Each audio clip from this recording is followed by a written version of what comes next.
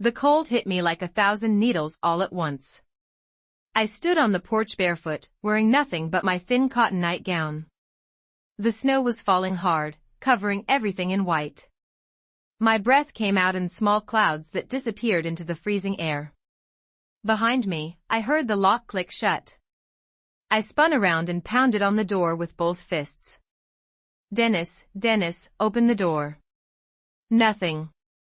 I slammed my palms against the wood until they burned. "Please, it's freezing out here." His voice came through the door, muffled but cruel. "Then go to your parents." "Oh, wait. You can't. They're dead. Hope you freeze out here." Then silence. I stood there shaking, not just from the cold, but from the shock of what had just happened. My own husband had thrown me out of our home in the middle of winter, wearing almost nothing.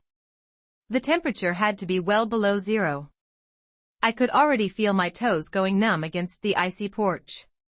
The wind cut through my nightgown like it wasn't even there. I pounded on the door again. "Dennis, you can't do this. I'll die out here." No answer. I looked around desperately. The street was empty and dark. Snow covered the cars, the sidewalks, everything. The street light at the corner flickered weakly. Not a single person was outside. Why would they be?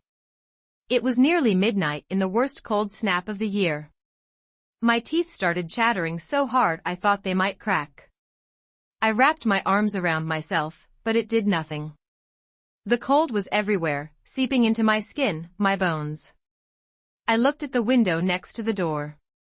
I could break it. I could find a rock and smash through the glass and climb back inside. It was my home, too. I had every right. I stumbled down the porch steps, my bare feet screaming against the frozen ground. I searched the snow-covered garden for something heavy. My fingers were turning blue. I couldn't feel them anymore. Then I heard a door open. I looked up. The house next door, Mrs. Porter's house. The old woman stood in her doorway, wrapped in a thick robe, her white hair pinned back neatly, even at this hour. "Child," she called out, her voice firm but kind. "Come here right now." I hesitated. I barely knew her. We had exchanged maybe a dozen words in the 2 years I'd lived next door. A wave here and there. That was it. "Now," she said again, "before you lose those fingers." I don't know if it was the cold or the shock or just the simple fact that she was the first person to show me any kindness in so long, but I went to her. She pulled me inside and shut the door against the wind. The warmth of her house wrapped around me like a blanket. I stood there dripping melted snow onto her clean floor, shaking so hard I could barely stand. Mrs. Porter didn't ask questions. Not yet. She disappeared down the hallway and came back with a thick wool blanket which she wrapped around my shoulders. Then she guided me to a chair near a heating vent and told me to sit. "I'll make tea," she said. "Don't move." I couldn't have moved if I wanted to. My whole body felt like it was on fire as the warmth started bringing feeling back to my skin. My feet throbbed. My fingers ached. I looked down at my hands. They were red and raw from pounding on the door. There would be bruises tomorrow. More bruises. Mrs. Porter came back with a steaming cup and pressed it into my hands. The heat felt like heaven. "Small sips," she said. "Let your body warm up slowly." I nodded and took a tiny sip. The tea was sweet and strong. It spread warmth through my chest. Mrs. Porter sat down across from me. She didn't say anything at first, just watched me with those sharp gray eyes that seemed to see everything. Finally, she spoke. "That man is your husband." It wasn't a question. I nodded anyway. "And this isn't the first time he's hurt you." Again, not a question. I looked down at my tea. I didn't answer. Mrs. Porter leaned forward slightly. "I've lived in this house for 43 years. These walls are thin. I hear things. My face burned with shame. All this time she had heard us. Heard him screaming at me. Heard me crying. I've seen things, too, she continued. The way you flinch when he raises his voice in the driveway. The bruises you try to hide with long sleeves in summer. I'm old, child, but I'm not blind. Tears spilled down my cheeks. I couldn't stop them. I'm sorry, I whispered. I'm so sorry for disturbing you all this time. Mrs. Porter's expression softened. You have nothing to apologize for. Nothing at all. She reached over and patted my knee gently. Now listen to me carefully, she said. My son is your husband's boss. His name is Gregory Porter. He runs the firm where your husband works. I stared at her. I knew Dennis worked at Porter and Associates. I knew it was a big firm, but I never made the connection. Stay here tonight, Mrs. Porter said. Stay as long as you need, and tomorrow things are going to change. That man will be begging for your forgiveness before the week is out. I didn't know what to say. I didn't understand what she meant. How could anything change? Dennis had all the power. He controlled everything. The money, the house, my whole life. But something in Mrs. Porter's voice made me believe her. She spoke with a quiet certainty that left no room for doubt. She stood up and gestured for me to follow her. She led me to a small guest room at the back of the house. The bed was made with clean white sheets and a thick quilt. It looked like the most comfortable thing I had ever seen. Get some sleep, she said. We'll talk more in the morning. I thanked her, though the words felt too small for what she had done for me. She nodded and turned to leave. Then she paused at the door. What's your name, child? Clara, I said. Clara Bennett. Clara, she repeated. That's a beautiful name. It means bright and clear. You remember that. Then she closed the door softly behind her. I stood alone in the quiet room, still wrapped in her blanket, still holding the warm cup of tea. My body had stopped shaking, but my mind was racing. How did this happen? How did my life come to this? I thought about the argument that had led to this moment. The dinner that was too cold. The accusation that I didn't appreciate him. His hand grabbing my arm hard enough to leave marks. I thought about all the arguments before that one. All the cruel words, the put-downs, the times he reminded me that I had no family left to turn to. He was right about that. My parents died 3 years ago in a car accident. I had no siblings, no close relatives. When I married Dennis, I thought I was gaining a family. Instead, I lost myself. I sat down on the edge of the bed. Through the wall, I could hear Mrs. Porter's voice. She was on the phone with someone. I couldn't make out most of the words, but I caught a few. Tomorrow morning, my house. It's important. I wondered who she was calling. I wondered what she was planning. Part of me was scared.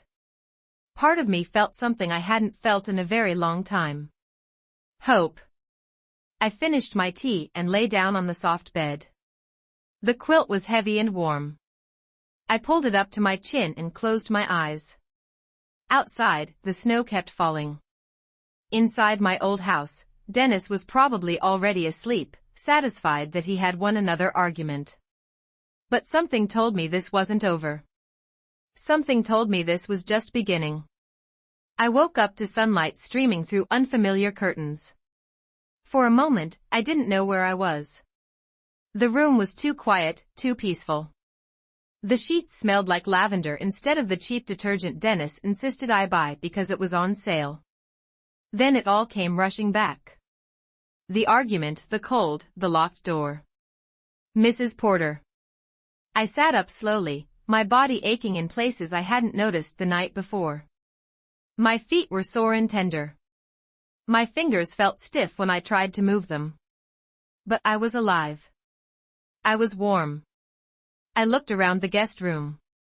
It was small but lovely. There were framed photographs on the dresser, a vase of dried flowers on the windowsill, a small bookshelf filled with old novels. Everything was clean and cared for. It was the kind of room that made you feel safe. I heard sounds coming from somewhere in the house. The clink of dishes, the whistle of a kettle, normal everyday sounds that felt strange to me after so long in a house filled with tension. I found a robe laid out at the foot of the bed. Mrs. Porter must have put it there while I slept. It was soft and worn, the kind of robe someone keeps for years because it feels like home. I slipped it on over my nightgown and opened the bedroom door. The smell of breakfast hit me immediately. Eggs, toast, something sweet like cinnamon. I followed the smell to the kitchen and found Mrs. Porter standing at the stove flipping something in a pan. She turned when she heard me. "Good morning, Clariera. How do you feel?" "Better," I said. "Thank you for everything." She waved her hand like it was nothing. "Sit down. Eat. You need your strength." She set a plate in front of me. Scrambled eggs, buttered toast, and what looked like homemade cinnamon rolls. My stomach growled loudly. I couldn't remember the last time I had eaten. I had been too nervous to eat dinner last night, knowing Dennis was coming home in a bad mood. I ate slowly at first, then faster. The food was delicious, simple, but perfect. Mrs. Porter sat across from me with her own cup of tea, watching me with a small smile. "When did you last have a proper meal?" she asked. I thought about it. I honestly couldn't remember. "That's what I thought," she said quietly. When I finished, she took my plate and refilled my tea. Then she sat back down and folded her hands on the table. "Now," she said, "I think it's time we talked." I nodded, though my stomach tightened with nerves. "I told you last night that I've heard things through these walls," Mrs. Porter began. "Arguments, crying, things breaking. It's been going on for as long as you've lived next door." I looked down at my hands. The shame burned in my chest. "I should have said something sooner," she continued. "I should have knocked on your door and asked if you were all right. But I told myself it wasn't my business. I told myself you would leave if it was really that bad." She paused. "I was wrong and I'm sorry for that." I looked up at her surprised. She was apologizing to me. "It's not your fault," I said. "None of this is your fault." "Maybe not," she said. "But I'm involved now and I intend to help you." She leaned forward slightly. "Tell me about him. Tell me about your husband. I want to understand what you've been dealing with." I didn't know where to start. How do you explain years of marriage to someone in a single conversation? How do you describe the slow way a person can break you down until you don't recognize yourself anymore? But Mrs. Porter waited patiently. She didn't rush me. She didn't interrupt. So, I told her. I told her how Dennis and I met at a friend's birthday party 4 years ago. How he was charming and funny and made me feel special. How he brought me flowers and opened doors for me and told me I was the most beautiful woman he had ever seen. I told her how things changed after the wedding. How the compliments turned into criticisms. How the charm turned into control. How he started telling me what to wear, what to eat, who I could talk to. I told her about the money, how he gave me a small allowance each week and made me account for every penny. How he bought himself expensive watches and golf clubs while I wore the same clothes for years. I told her about the anger. How he would explode over tiny things, a dish in the sink, a light left on, dinner served 5 minutes late. How he would scream at me until I cried, then tell me I was too sensitive. I told her about my parents, how they died in a car accident 3 years ago, how Dennis came to the funeral and held my hand and promised to take care of me, how he started using their death against me within months. Every argument ended the same way. He would remind me that I had no one else, no family, no options, just him. I told her about the bruises, the ones I hid under long sleeves and high collars. He was always careful about where he grabbed me. Never the face, never anywhere people would see. By the time I finished, I was crying. I hadn't meant to say so much. I hadn't talked about these things with anyone, not even Linda. But once I started, I couldn't stop. It was like a dam breaking inside me. Mrs. Porter handed me a tissue and let me cry. "Thank you for telling me," she said softly. "I know that wasn't easy." I wiped my eyes. What do I do now? I have nothing. No money, no family, nowhere to go. He controls everything. Mrs. Porter shook her head slowly. That's what he wants you to believe, but it's not true. She stood up and walked to the window, looking out at the snow-covered yard. I told you my son runs the firm where your husband works. What I didn't tell you is that my late husband founded that firm 40 years ago. I may be a quiet old woman, but I still have some influence in this town. She turned back to face me. I also have a very good lawyer, a woman I've known for 30 years. She handles cases like yours all the time. Divorces, protective orders. She's helped dozens of women get out of situations just like this. I stared at her. I can't afford a lawyer. You don't need to. She owes me a favor. Several favors, actually. I shook my head. This was too much. Why are you doing this? You barely know me. Mrs. Porter walked back to the table and sat down across from me again. Her gray eyes were serious. I had a brother once. His name was Robert. He was a cruel man. He treated his wife the way your husband treats you. Maybe worse. She stayed with him for 15 years, hoping he would change. He never did. She paused. She died in that house. Fell down the stairs, they said. But I knew the truth. Everyone knew the truth. My blood went cold. I swore after that I would never stand by and watch it happen again. I broke that promise when I ignored what was happening in your house. I won't break it again. She reached across the table and took my hand. You're not alone, Clariera. Not anymore.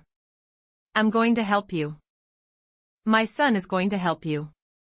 And by the time we're done, that man will regret every single thing he ever did to you. I squeezed her hand, unable to speak. For the first time in years, I believed things might actually change. I slept better that night than I had in years. No footsteps to listen for, no tension in my chest, waiting for the bedroom door to slam open. No walking on eggshells, just silence and warmth, and the soft sound of snow falling outside. When I woke the next morning, I could hear voices in the kitchen. Mrs. Porter's voice, calm and measured, and a man's voice I didn't recognize, deep and serious. I got dressed quickly in the clothes Mrs. Porter had given me the night before. A simple sweater and pair of slacks that belonged to her daughter, who lived out of state. They fit well enough. I walked down the hallway toward the kitchen, my heart beating faster with each step. I paused at the doorway. Mrs. Porter sat at the table with a man in a dark suit. He was maybe in his late 40s with graying hair and sharp eyes behind wire-rimmed glasses. He had a leather folder open in front of him and a pen in his hand. They both looked up when I appeared. Clariera, Mrs. Porter said warmly, come in. Sit down. This is my son, Gregory. Gregory Porter stood and extended his hand. His handshake was firm but not aggressive. He looked at me with an expression I couldn't quite read. Not pity exactly, something more like understanding. Mrs. Bennett, he said, it's nice to meet you. I wish it were under better circumstances. Thank you, I managed. And thank you for coming. I know you must be busy. Not too busy for this, he said. We all sat down. Mrs. Porter poured me a cup of coffee without asking. I wrapped my hands around it, grateful for something to hold. Gregory opened his leather folder and looked at me directly. My mother told me what happened 2 nights ago. She also told me about your marriage.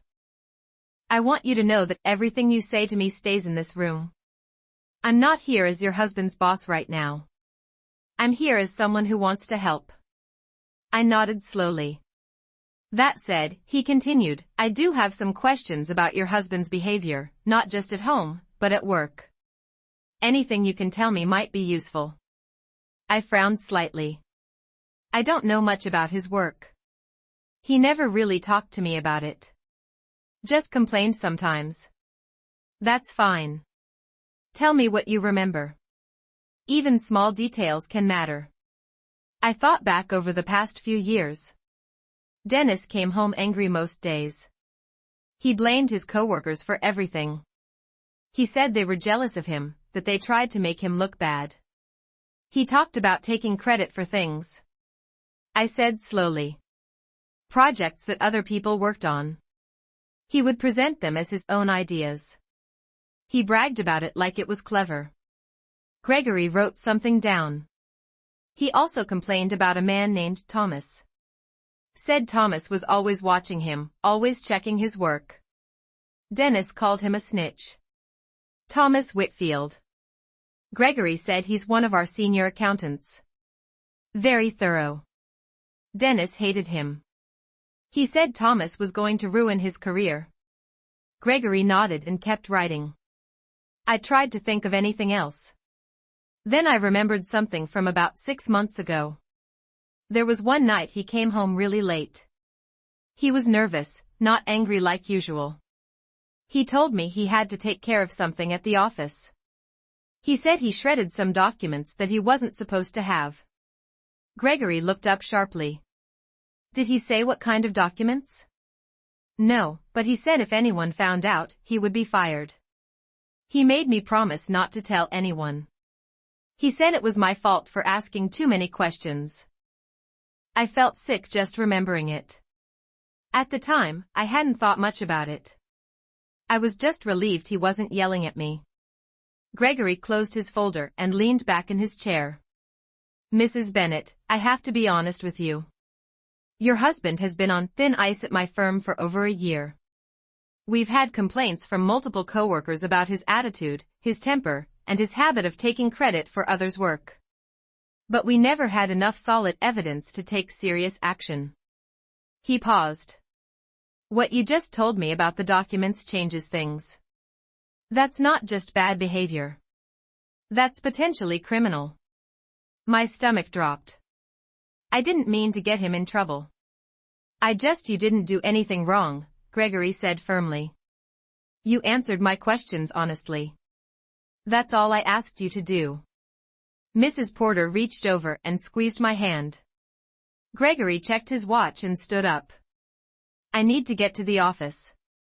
I have some calls to make and some files to review. I'll be in touch soon. He shook my hand again before he left. At the door, he turned back. Mrs. Bennett, what you did took courage. A lot of people in your situation would stay silent to protect themselves. You didn't. That matters. Then he was gone. I sat at the table, my mind spinning. Everything was moving so fast. 2 days ago, I was locked out of my house in the snow. Now I was sitting in my neighbor's kitchen while her son investigated my husband for possible crimes. Mrs. Porter refilled my coffee. You did well, she said. I know that wasn't easy. What happens now? I asked. Now we wait. Gregory will do what needs to be done. And while we wait, we start planning your future. She said it so simply, like my future was something I actually had control over. I spent the rest of the morning with Mrs. Porter. She showed me around her house properly this time. The living room with its big windows and comfortable chairs. The small library with shelves full of books. The garden out back, buried under snow now, but beautiful in summer, she said. She told me stories about her husband, who died 10 years ago. He was a good man, she said, hardworking and kind. He built the firm from nothing and always treated his employees like family. That's why Gregory takes it so seriously when someone violates that trust, she explained. It's not just business to him, it's personal. Around noon, her phone rang. She answered it, listened for a moment, then handed it to me. It's Linda from the bakery. I took the phone surprised. Hello, Clara. Linda's voice was tight with worry. Where are you? Are you okay? You didn't come to work yesterday. I've been calling your house all morning, and Dennis just keeps hanging up on me. I'm okay, I said. I'm at my neighbor's house. Something happened. What kind of something? Clara, talk to me. I looked at Mrs. Porter. She nodded encouragingly, so I told Linda everything. The argument, the locked door, the cold. Mrs. Porter taking me in. Linda was silent for a long moment after I finished. I'm coming over, she said. Right now. What's the address? You don't have to. Clara, what's the address? I gave it to her. 20 minutes later, she was at the door, pulling me into a tight hug. I knew it, she said into my shoulder. I knew something was wrong. I should have pushed harder. I should have made you talk to me. It's not your fault, I said. It's not yours either. She pulled back and looked at me. Her eyes were red. You're not going back to him. Promise me. I thought about the cold porch, the locked door, the way Dennis told me to freeze. I promise, I said. And this time I meant it. The next few days passed in a strange kind of peace.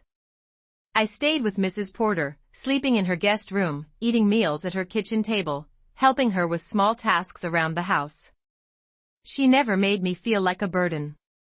She never asked when I was leaving. She just treated me like I belonged there. Linda came by every day after her shift at the bakery. She brought me clothes from her own closet since I had nothing but the nightgown I escaped in. She brought me toiletries and snacks and magazines. She sat with me for hours talking about everything and nothing. For the first time in years, I felt like I could breathe. But I knew it couldn't last. Dennis was still out there. He still had power over me. We were still married. And everything I owned was in that house next door. On the fourth day, Gregory called. Mrs. Porter answered the phone, listened for a moment, then handed it to me. Clara, Gregory said, I wanted to update you. We completed our internal investigation this morning.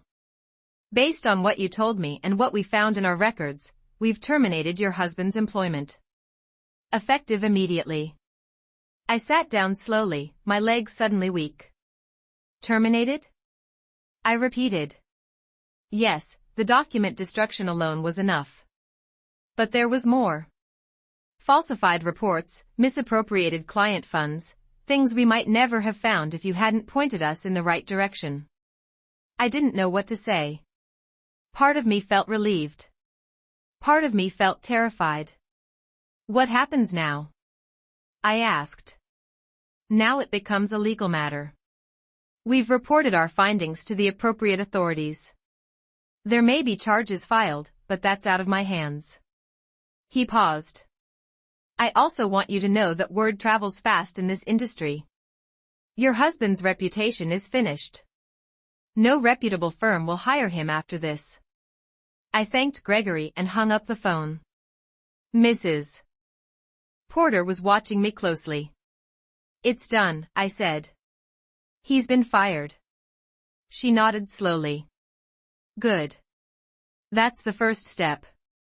I thought about Dennis right now. He was probably just finding out.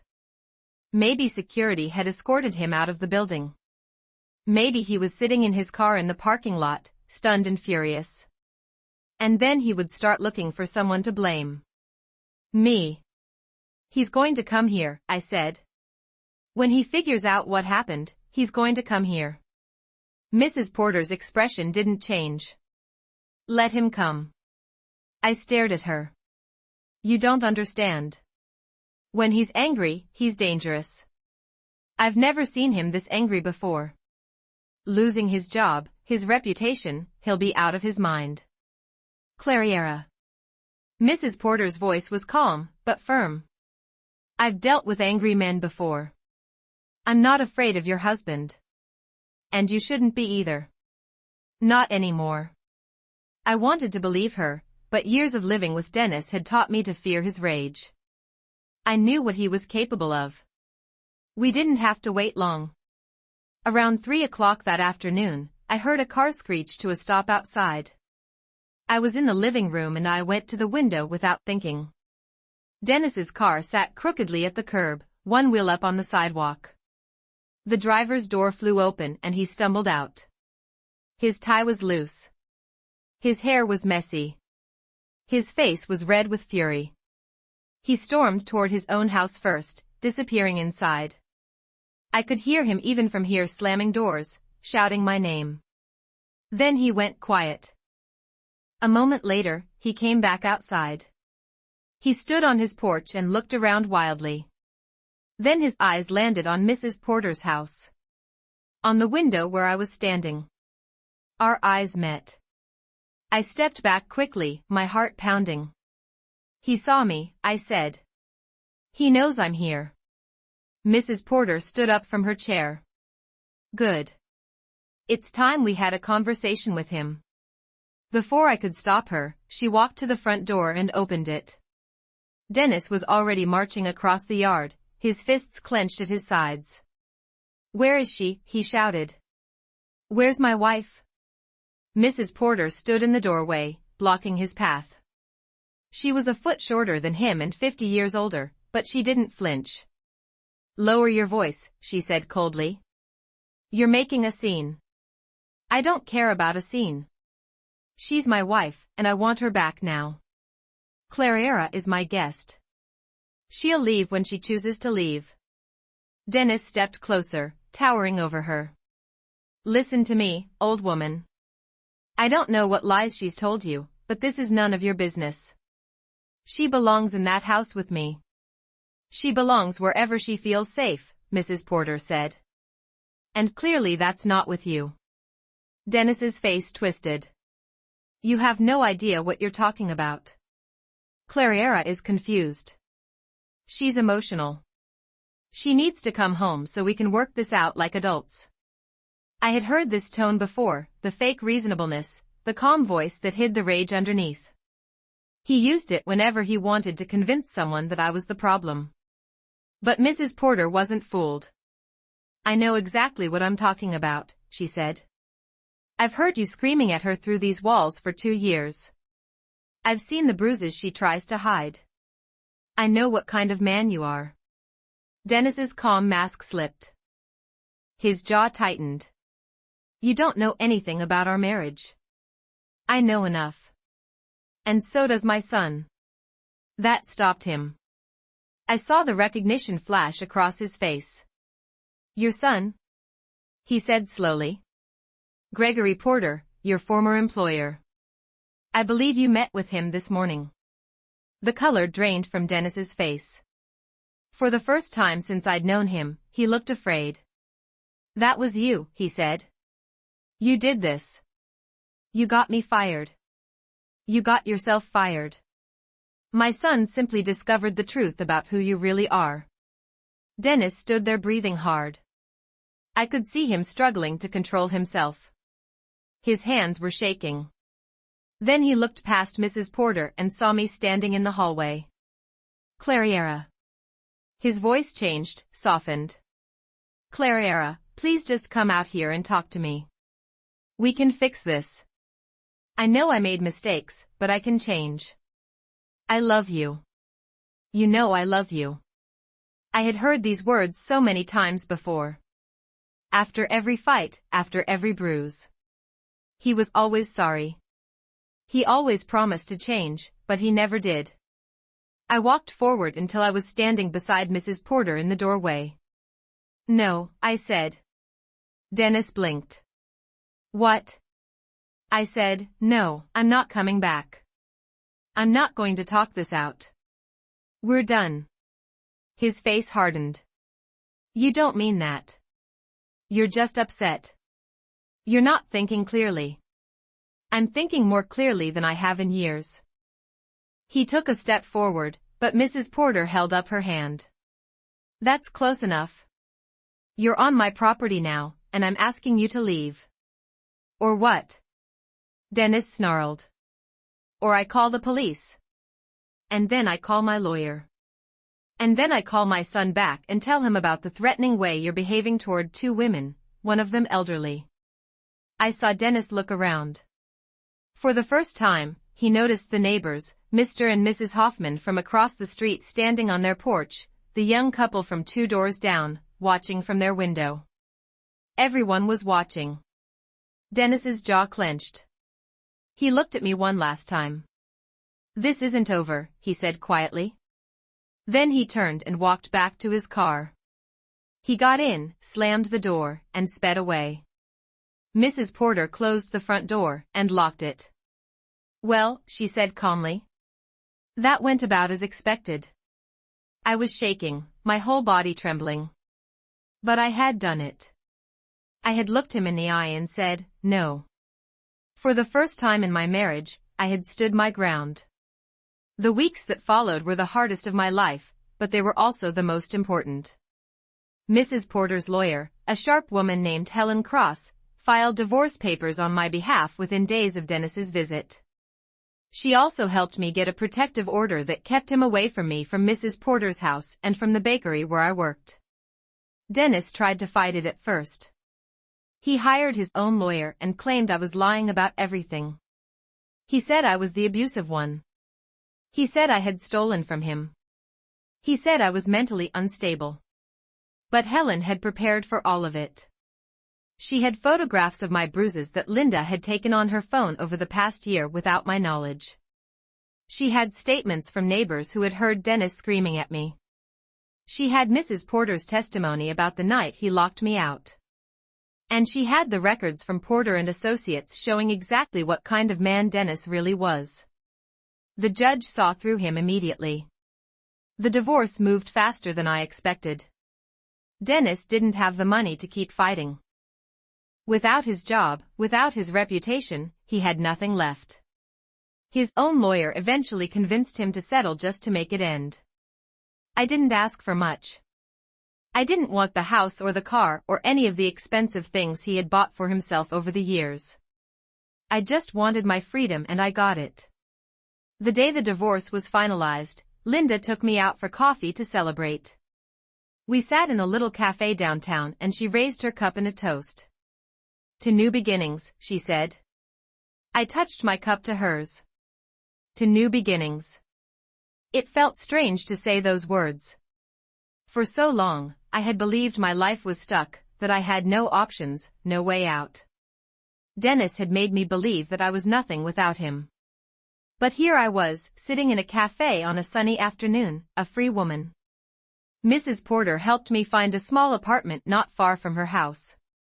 It was tiny, just 1 bedroom and a kitchen the size of a closet, but it was mine, my name on the lease, my key in the lock. I stood in the empty living room on my first night there and cried, not from sadness, from relief. Linda helped me furnish the place with second-hand finds. A couch from a thrift store. A table from her cousin who was moving.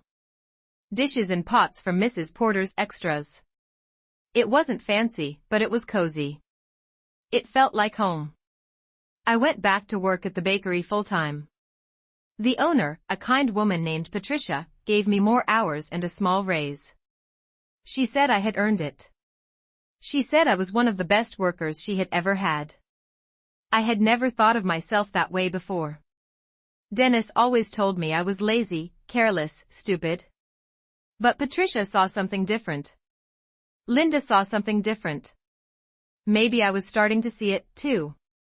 Mrs. Porter became like family to me. I visited her every Sunday for tea, and she called me twice a week just to check in. Gregory stopped by sometimes, too. He was quiet and serious, but he always asked how I was doing. He even offered to write me a reference letter if I ever wanted to apply for a better job. You helped us more than you know, he said once. The least I can do is return the favor. Spring came slowly that year. The snow melted and the days grew longer. I started taking walks in the evening after work. Something I never could have done when I was with Dennis. He would have demanded to know where I was going, who I was meeting, why I needed to be outside at all. Now I walked wherever I wanted. I breathed the fresh air. I watched the sunset. I started taking night classes at the community college. Just one course at first, an introduction to business. I wasn't sure what I wanted to do with my life yet, but I knew I wanted more. More than the bakery, more than just getting by. The class was hard. I hadn't been in school in years. But I studied every night at my little kitchen table, and I passed the final exam with a score I was proud of. Linda threw me a small party at her apartment when the semester ended. Just a few people from the bakery and Mrs. Porter. We ate cake and laughed and talked about the future. "You should be proud of yourself," Mrs. Porter said as she was leaving. "You've come a long way." I thought about where I had been just a few months ago, freezing on a porch in my nightgown, pounding on a locked door, believing I had nowhere to go. "I had help," I said. She smiled and patted my cheek. "You had help, but you did the hard part yourself." Dennis came back one more time. It was a Sunday afternoon in early April. I was leaving Mrs. Porter's house after tea when I saw him standing on the sidewalk. He looked different, thinner, tired. His clothes were wrinkled and his eyes were red. I stopped on the porch, my heart jumping into my throat. "Clara," he said, his voice was hoarse. "Please, I just want to talk." I stayed where I was. "You're not supposed to be here. There's a court order." "I know. I know. I just needed to see you." He took a step closer. "I lost everything, Clara. My job, my house, my savings. I've been staying with my brother. I have nothing left." I looked at him. The man I had once loved.